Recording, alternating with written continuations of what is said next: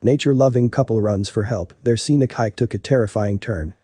An adventurous Utah couple hit a canyon trail on foot, hoping to capture some nature photos from a better vantage point. When they heard a sound coming out of the trees in the distance, their scenic hike took a terrifying turn. Spencer Drayton and his girlfriend, Cleo Jackson, were surrounded by beauty at Utah's American Fork Canyon when the sound of chirping birds was suddenly silenced. Over the rustling leaves, they heard a woman calling for help with all she had left in her, which wasn't much.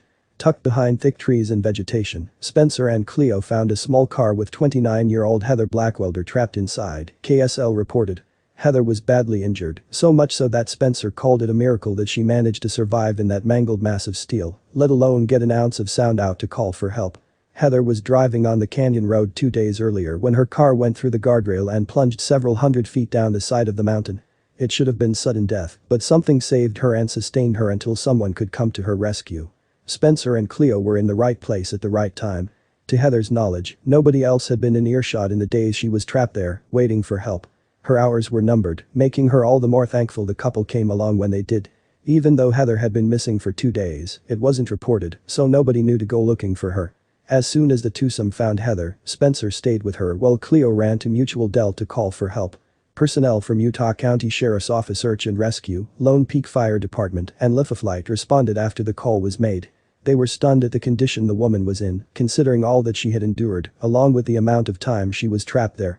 From the distance of where the road was and the condition that the car was in, it seemed like she should have been way more injured than that, Spencer Drayton told Fox 13. She wasn't punctured at all by any of the metal in the car or anything like that. She just had what I believe to be bones that were broken from being tumbled around. Heather had 2 broken ankles, her sternum was fractured, and her back and neck were broken. She was flown to Utah Valley Regional Medical Center. Doctors told her that she might be a quadriplegic or, at the very least, a paraplegic. They said walking, if possible, might take years to regain, but they would soon be proven wrong. Heather defied the odds and is back on her feet and working. She says her survival and recovery were and are an amazing miracle. She owes all gratitude to God for putting this couple on a path to find her in time. She only had a day or 2 left in that condition to live had they not come along when they did. The doctors who worked on her neck and her feet were amazed at how well everything went back together, said Bonnie McMullen, Heather Blackwelder's mom.